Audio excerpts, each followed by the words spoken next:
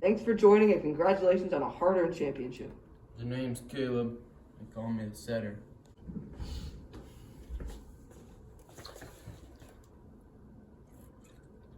Hey, how you doing? Oh, sorry about that. Are you okay? I guess I'm alright.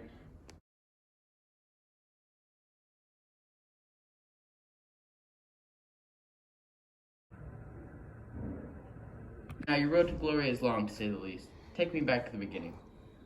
Well, back in the beginning, back in 6th grade, we were focused on putting together the best possible team that we could. And I feel like with the players that we had and the coach that we had put together a great team with some great chemistry. Our name wasn't very good, but we're not gonna think about that. Back in 6th grade, names were not it, but I think how we've improved in the past 3 years is what the story's all about.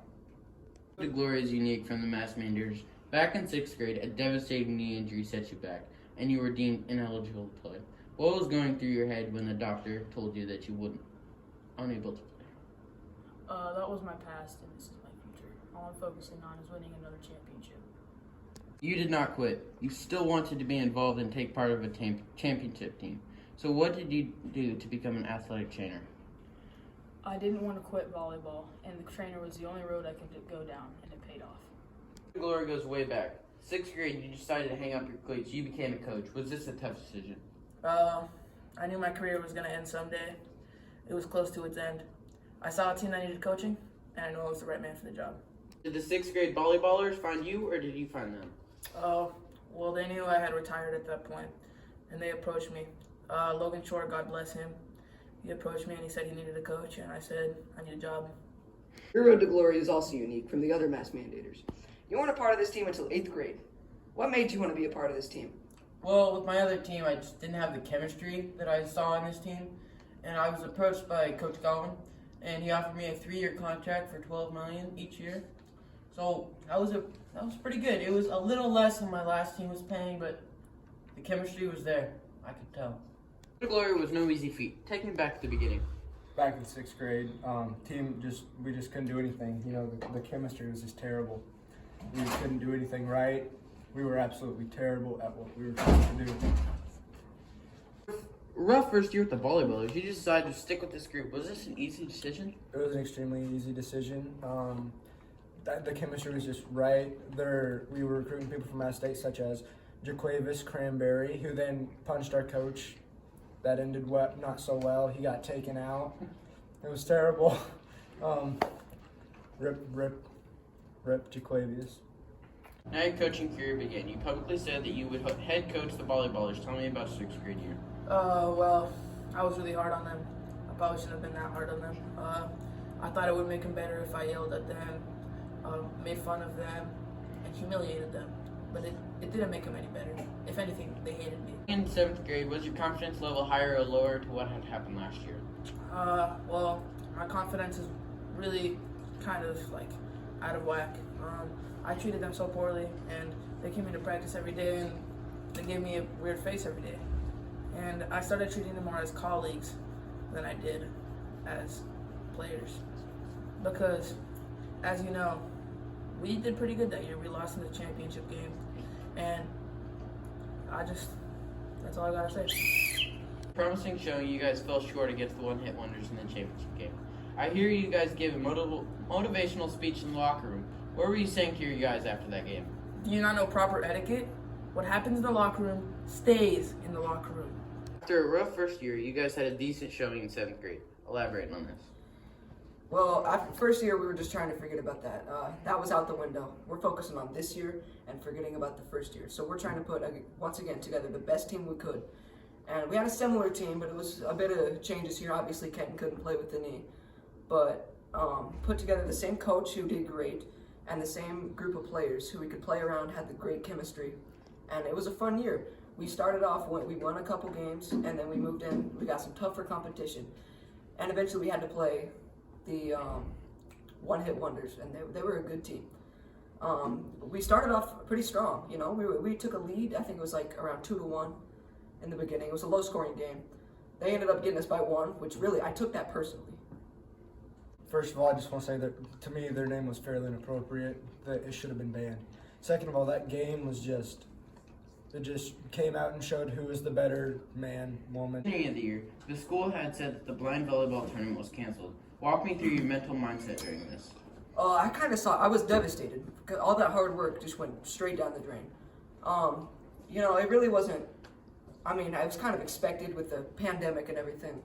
But, after all the hard work that we put in, learning that we weren't going to be able to play was heart-wrenching.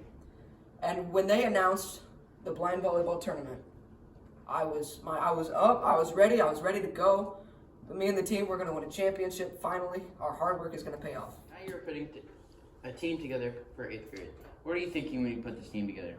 Well, I wanted to have a similar team to last year because we had good chemistry, a good coach. We got the same coach, which was great. We added a piece in Offenberger, and he did great, which was amazing that we could, add another player and have him perform the way he did. And we're putting this team together. It was in chorus, and we had to start thinking who's going to be able to perform, who's going to be able to come in clutch, and we started coming up with all these names, people one after one. It was one after one, people that could perform and come in clutch for the team, and they did. Well, me and Logan put it together. We were brainstorming some names, came up with 7 of the best players in Iowa, and I guess we just went from there and dominated. 6th to 8th grade, you guys had dealt with name scandals. What's going on? Well, back in 6th grade, when we put our team together in social study class, we came up with a team named Volleyballers, which is a horrible name. I totally agree. But the group next to us came up with the name Volleyballers, and they thought that would be a good idea because, to copy us, which I really don't understand. So anyway, we're trying to figure out, who's up, because she announces the name. It's really, the mic isn't 100% clear, so it's kind of hard to understand. So she came up with the name Volleyballers, so whenever it was our turn to play, they'd play our team. And then we had to play the teacher team. Well, they were supposed to be playing the teacher team, but we had to because we had to play in their spot because of what they did. So we had to play the teacher's team, and that knocked us out of the tournament. So that was horrible. Fast forward to 8th grade. We came up with a name that I'm not going to repeat on camera. And then we came up with another name that I'm not going to repeat on camera. And then we finally came up with the perfect name, the Mass Mandators. And that was the name that really pushed us over the hump, won us a championship.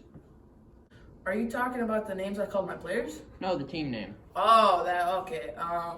Well, the first 2 names I came up with, and I guess they didn't pass the vibe check. So then, we all brainstormed together, and we came up with the Mass Mandators. Tournament is approaching. Do you guys work harder or take it easy to get your rest? I don't know what rest is. The best never rest. That's the dumbest question I've heard in my entire life, and you should be fired. How do you keep players healthy, mentally, and physically? Well, no drugs or alcohol until after the season. What's with the change of clothes? Got a little sweaty, my bad. Hakuna Matata. Tournament time. You're the last seed. You're playing the losers. What are you thinking heading into this game and after you'd won the game? It's the first game of the tournament. We're trying to start off on a high note. We're the first game of the tournament. No one else has played yet. So everyone's watching. We're the first game. We're trying to send a message to everyone there. We went on a 15-0 run, won the game, and we're headed on to the next round. And everyone knows that we're serious. We're here to win this year. Tournament time. You guys drew the last seed. You guys didn't play like it. Walk me through your first game. I was very frustrated. I knew we had to play a good team in the losers. Just their name scares me. And I knew it was going to be my last year coaching. Because I'm officially announcing my retirement as coach of the Mass Mandators. You decided to come to the Mass Mandators, and you guys did not disappoint. In the first game, you were facing the losers. Take me through this first round matchup. Well, I could feel that we were ready because after Coach Galvin cut Jaquavius, I knew it might hurt us a little bit, but I could feel it. Without Jaquavius, we were going to bond, right? That bond just like, I just thought that going into all of our games, especially against the losers, that it's going to be some tough competition. We have to take every game literal, every game serious as possible. It was a tough game, 18-3. Everything was going normal. Then it hit you. A volleyball had run wild off the court and right over your foot. Was there any doubt that you were going to be able to play your next game? well, If it wasn't for our great trainer, Kenton Jensen, I don't know where he's at, but that guy, he's the real deal. I wouldn't have been able to play the next round match if it wasn't for that man. Can we get a moment of silence for him? Rest in peace. Then you ran into some tougher opponents. You were going up against Walkie Slush. Many people said that this was the game you guys would lose. Walk me through this game. Well, it wasn't. They were not. They could improve, to say the least. We started off strong. We started off on a high note. I think we had the advantage after already playing a game, and I just don't think they were ready. And after what we've experienced competition. We've already played a game. We're headed into another game. We've seen some volleys. We're ready to go. They weren't, and that's I think what gave us the upper hand in that game. You ran into some tougher opponents. You were going up against Walkie Slush. Many people said that this was the game you guys would lose. Walk me through this game. Well, just knowing the name, I knew we would win. Walkie Slush, you said? Yeah. Well, I went in that game. I knew they sucked off their name. I knew it was going to be an easy win, but I wanted my players to get it through their head that it was going to be hard. So I tricked them into believing that they were good. I knew they were in 6th grade, and I knew they were young. So I think in the future they have a lot of potential because I see a little bit of us in them. So first of all, I have no idea who the crap picked their name. That thing was just I don't even know what to say. That thing was terrible. But they just were not prepared. Everyone was always saying the whole time, "You're gonna get beat. You're gonna get beat." They did not live up to their potential. Walkie Slush. They're known for a great team. They have their own travel team. Despite that, we took this game even more literal than the losers. We went in there knowing that they recruited some more people to their team, but that didn't help because we overcame them. Now you guys are one game away from the championship, going up against the Smashers. You guys were big underdogs heading into this game. Walk me through the semifinal match. Well, as a team captain, I feel like they were probably the second best team in the tournament, obviously, other than us. But obviously, that was the biggest game of the day so far. It was important because if we were going to win, we'd have to be beaten twice in the championship. So we had to come into this game with a can-do attitude. We had to think, we can win this game, and we did. We started off strong and we ended strong, and we did good. Well, I knew it was going to be challenging. I knew they have a very prestigious volleyball team, and I told my players, "Hey guys, it's going to be rough, so you better get ready." We ended up only beating them 15-5. I was very frustrated after that game. I was yelling at my players. I said, "No motivational speech till the championship. I'm done with you losers." And but I eventually cooled down and I told them, "Hey, you guys sucked that game, but I'm gonna let you off because we got the most important game of our lives next." We're one game away from the championship, going up against the Smashers. You guys were big underdogs heading into this game. Walk me through this semifinal matchup. I thought they looked good at the beginning of the tournament. Boy, was I wrong. Well, you kept fighting. You're going up against the Smashers in the semifinals. Take me through this game and how your ankle felt. Smashers. They were a good competitive team. I can feel the amount of potential that they had. I think we won 15-5. It was a little bit closer of a game that we really wanted to expect. But we really used the cheetah play. That really set us apart from them. My ankle, unfortunately, it started to hurt right in the middle of the game, but I had to play through it. I had to play through it. It was sticking on my skin again, but thank God I called the expert trainer, Kenton Jensen, once again. God bless that man. Okay, and it was just really a good game. I could feel they were going to win a championship someday. Just give them time. 6th seed, last seed, going up against a higher seed, the Smashers. We knew this was going to be a tough game, but we didn't let that bother us. Beating them 15-5. So first of all, this was the game that I lacked my performance majorly. I just did not perform the way I should have. I could feel the pressure building up in my chest, the tension, and I used that as motivation for the next game. How did it feel to know that you guys had locked up a spot in the championship? What's that supposed to mean? Next question. No, I'm not answering that. What type of question is that? You know what? Come here and give me 5 right now. Good job. I'm not answering that question. No, that's ridiculous. I'm not answering that. Now you're in the championship game. What was your mental mindset headed into this game? My ankle. Out here, the big championship game, going up against the Smashers once again. Take me through this game. Well, before the game, I was giving the team the pump-up speech, and, it was a good one. I was like, biggest volleyball game of your life. We got to give it 110%. And we went out there, and that's what we did. We won it was a close game at first, but then we won 27-4.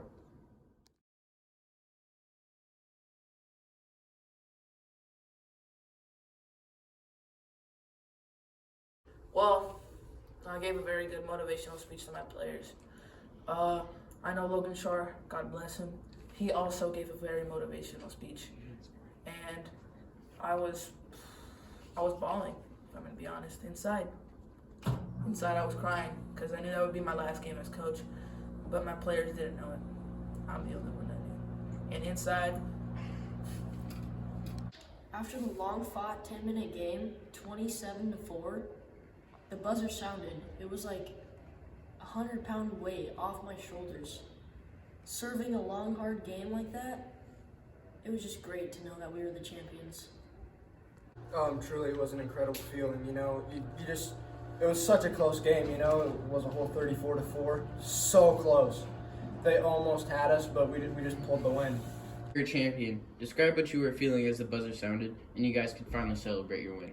It felt that all the work we had done paid off. When can you tell this team was ready to win a championship? they were going down the locker room. I saw the intensity in their faces. I felt someone come up behind me and touch my shoulder. It was Jaquavis. He said, "Move," and he pushed me to the ground. Right then and there, I spanked him. I bent him over my knee. I spanked him. He was later cut from the team for making everybody else feel uncomfortable in the workplace. Well, it was the biggest game of our life. And after the buzzer sounded, it was so good to know that all our hard work had finally paid off. And I was so happy for all my team and, everyone that supported us throughout the years. And I'm just so glad all of our hard work had finally paid off. After the game, you were named MVP. How did it feel? That was one of the most emotional moments of my life. From where we started and where we are now. It's just so glad that your hard work didn't go unnoticed. And we're raising the trophy, and I'm named MVP, easily one of the best moments of my life. Logan Shore was later named MVP. Do you think he deserved this award? I think he deserved it. Definitely worked hard for it. He worked harder than everybody else on the team. I remember when he ran his first marathon. Later that hour, he said, "That's not enough." He ran another one. The next day, he tried running another one, but guess what? His body gave out. He crawled another one. For sure. Logan Shore, God bless him. God bless him. He put up so many points. Someday he's gonna go pro. I can feel it. I can feel it in here. Okay. I do think that I should be awarded the Comeback Player of the Year since I battled through injury and adversity. Yes. Wake up! Logan, God bless his soul. That man deserved every last bit of that MVP. He did so good that game. I mean, just he couldn't have done any better. I was proud of him as a friend, as a teammate, and he just did an amazing job. No. Logan Shore did not deserve the MVP. That should have been me saying the victory speech. Who would win? The 2021 Mass Mandators or the 2020 One Hit Wonders? Both were great teams, but I feel like the era that we were playing in gives us a distinct advantage, and I feel like we'd probably win, probably be close, probably 27-5 maybe. Looking back to 6th grade compared to now, what is one short phrase that you would use to describe the story of the Mass Mandators? That's a good question. I'd say hard work and dedication. 6th grade, we were not very good, but 8th grade, that was where our hard work paid off, and we won the championship. It's a comeback story. Lastly, what do you guys have to say to the young boys and girls who strive to be a good coach like you? Put all your efforts into it. Work hard. But just know, it's probably not going to work out. You better get used to begging for money. Lastly, what do you have to say to the young boys and girls who would like to become athletic trainers? I tell them to do it and that they will never be as good as me. What do you have to say to the young boys and girls who strive to be as good as you? I would say this is your limit. And as Coach Galvin taught me, you gotta go through it. You gotta go through it. Watch your ankles, guys! Just keep working at what you're doing. To the young kids, boys and girls that want to be professional volleyball players and want to be as good as someone like me someday, All you have to say is don't let your dreams be dreams. Keep going. Do not stop. What were your thoughts on the Masked Mandators and how they did? Thoughts on the Masked Mandators? I thought they were very intense out there. Great teamwork. Great athleticism when it came to hitting the ball. They were so good on calling it out. Just very great. And that's all my words on the Masked Mandators of 2021.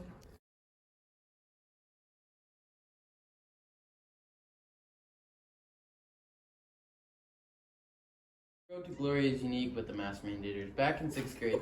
God damn it! Unique with the Masked Mandators. Seriously! Road to Glory is long, to say the least. Take me back to the beginning. Road to Glory is long, to say the least.